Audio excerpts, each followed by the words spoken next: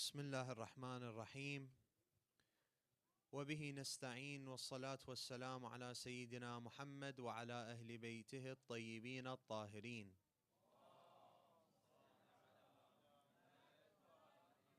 واللعنة الدائمة على أعدائهم أجمعين من الآن إلى قيام يوم الدين. القول مني في جميع الأشياء قول آل محمد.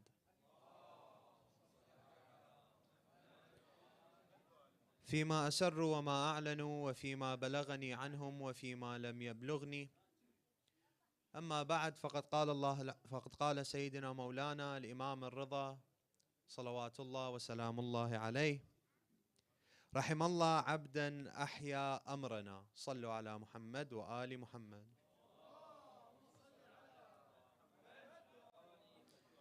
We are in the remembrance of the days of the birth of our dear Imam al-Rida alayhi salam. We ask Allah in these blessed days to hasten the reappearance of our Imam Sahib al-Asr wal-Zaman. ببركة الصلاة على محمد وآل محمد.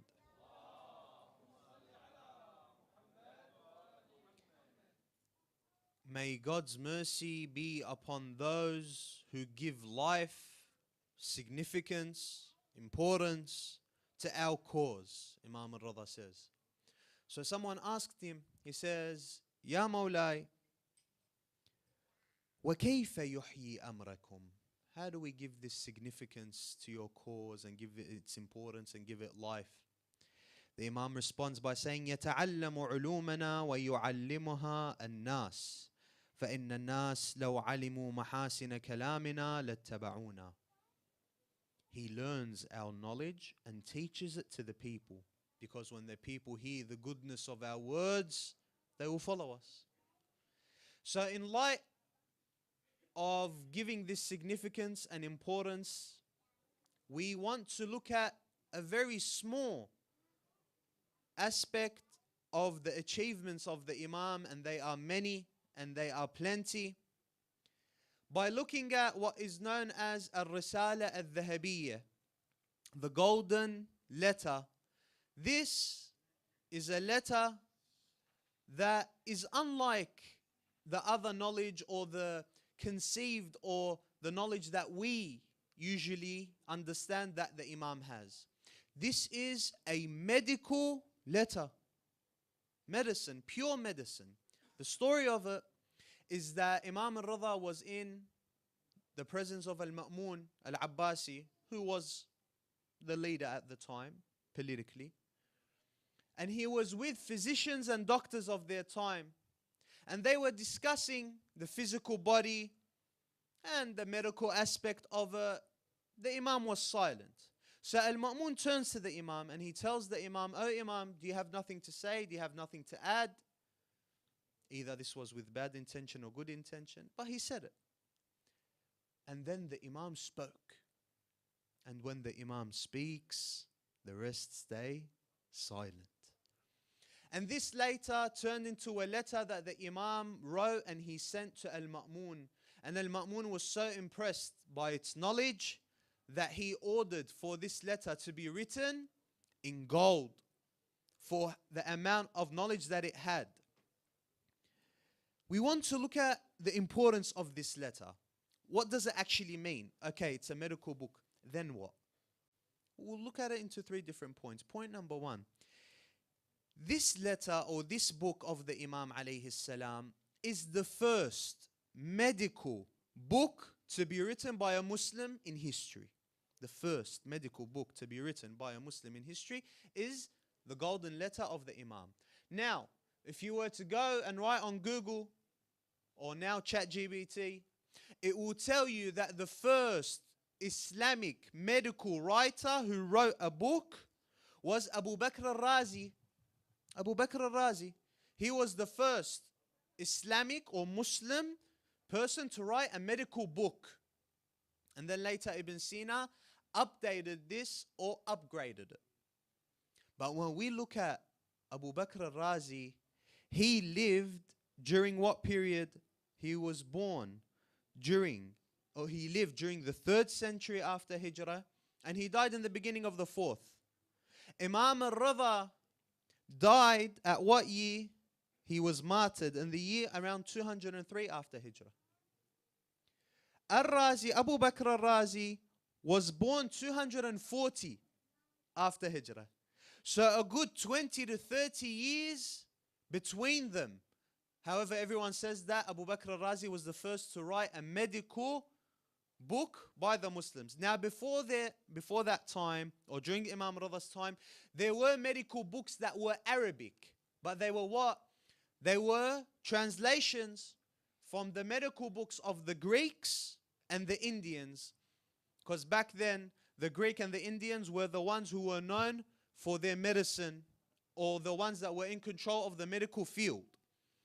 There were translations, but it was in the very early and beginning stages. So the first of the Islamic history to write a medical book was Ali ibn Musa Rida alayhi salam. Second point is that this isn't just a regular medical book. This is a specialist book, a book that specializes. You can divide medicine into two different types. You have a type that is a curative type of medicine. That is what we all know. You're sick, you go to the doctor, he treats you. But then there is preventative medicine, in the sense that before you even become sick, you take preventative measures. You take what? Preventative measures. The first book to be written solely on preventative medicine, not just by the Muslims, but in all of history, is Imam al-Rida's book. When we look into history and you ask them, what was the first book that was purely a preventative medical book? There is a book known as Regimen Sanitatis Salernitanium, and that was in Italy, in Salerno. And that was around the year 1100 after death, or after Christ, or in our regular calendar that we use, from 1100 to 1300. We're looking at a good 700 to 800 years between Imam al-Rida and this book, which is considered the first preventative medical book in history. That was a revolution. That there is a book, it has been mentioned, preventative medicine has been mentioned, but to specialize in an entire book, it was around 1100 to 1300 AD in Italy. But the first truly one is Imam al-Rida's book. Third point is that this book, despite it containing a large amount of knowledge, those who investigated it, there were many physicians, doctors, they investigated the book of the Imam. They said that it is packed with information, yet it is simple to understand. If you want to write about a medical book, there are many different terminologies that you need to make an introduction for to the regular person beforehand. Many terminologies, many phrases that the person has to understand beforehand. So if you want to make a simple book that the people will understand, it is either going to be simple but very long, because you have to sit there and explain everything, or it is going to be short but complicated. You include everything that's in it, but it's going to be complicated. Imam al-Rida's book, inscribed, is 8 pages. But in the modern printing time, or in the modern prints, 20 to 25 pages. That's it. But it is jam-packed with information that we can learn from in the medical or in the medicine field. Now, a misconception comes by. A person who investigated this book was a man by the name of Dr. Muhammad Ali Al-Bar. He's a Saudi physician, and he is partially responsible for spreading this book amongst the medical field. He investigated this book, he looked into this book, and he shared it. In his investigation of this book, he came to a conclusion. His conclusion was that this book was ahead of its time. In terms of the medical information, it is ahead of its time. But the only way that Ali ibn Musa Rida could have had this information was from the Greek and Indian books. Surely he gained all that knowledge from the Greeks and the Indians, from the medical field. he translated it, reworded it, and gave it, because it is ahead of its time for the Muslims to have that much information when it came to the medical field. We answer Dr. Muhammad Ali Al-Bar with the following points. Point number one. When did the Islamic, or during the Islamic time or the Islamic Caliphate, when did they start translating the Greek books? They started during the end of Harun al-Abbasi, or who is known as Harun al-Rashid's time. And they weren't just focusing on medical books. They were looking at different types of books and translating them. From philosophy all the way to medicine, all the way to religion and everything, they were translating the books. And it isn't like today where there are institutions that focus on translating and can translate tens of books a year. No, it was very simple and very beginning and early work. It is good that in a year they can translate 1 to 2 books. So, if that was the case and Imam Rida lived during that period, how much could he have learnt from the translated Greek and Indian books? How much could he have learnt? Because the way that Dr. Muhammad Ali Al-Bar is describing it is that he compiled all of the knowledge of the Greek and Indian medicine and turned it and simplified it and put it in this Risala al-Dhahabiyya. But there were only a small amount of translated books that there is no way that the Imam could have gotten this and turned it into the golden letter that he has. Point number 2, بعد الصلاة على محمد وآل محمد.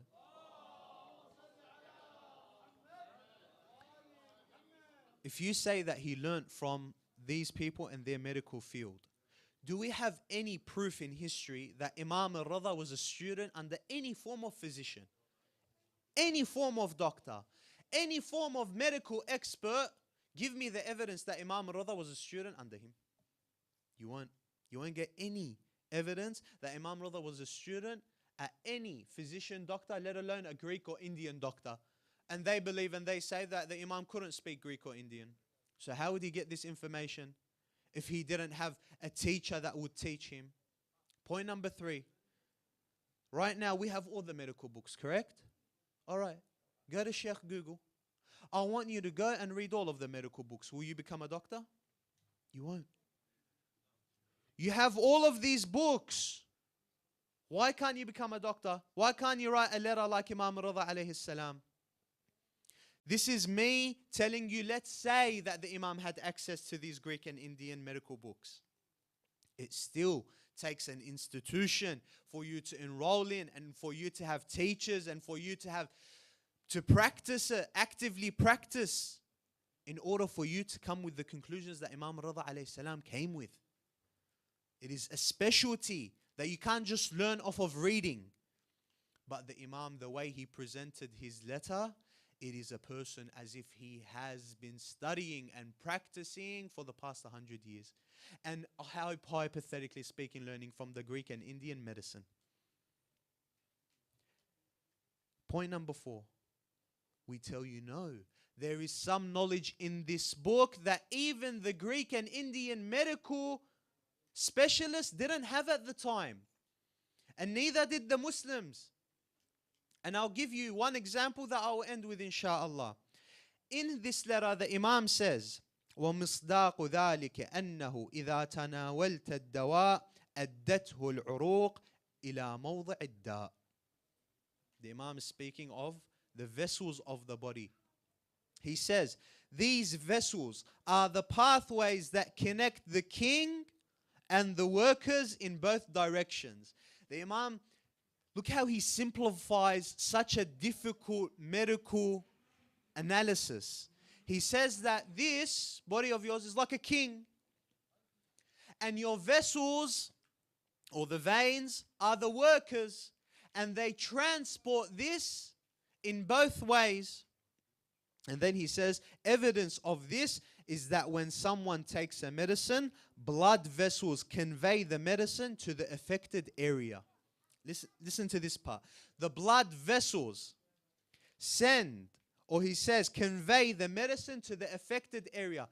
What system is the Imam talking about? He's talking about the circulatory system. The Imam, He's talking about the circulatory system. I ask you a question. When was the circulatory system first discovered? You go to Sheikh Google and Sheikh ChatGPT and you ask them, and they'll tell you that the beginning stages of the discovery of the circular system is by Dr. William Harvey, who was an English physician who lived, and he wrote his book in 1628 after death, or AD. In 1628, the first person to talk about the circulatory system, the system of your blood, and how your blood contains or can carry this medicine into the rest of your body, 1628. Imam al-Rida alayhi salam simplifies this to a way that the people of his time can understand, and he says that king has workers, and these workers, through the blood vessels, you take a medicine, you have pain in your leg, you take the medicine through your mouth. How does that medicine transfer? The Imam says it is through your blood vessel, and that is the circulatory system.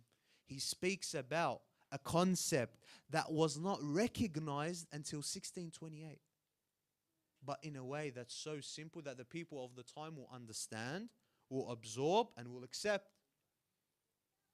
So this, if anything, there are many other points that you can look into the golden letter of the Imam, and you will see many other points. He speaks about mental health.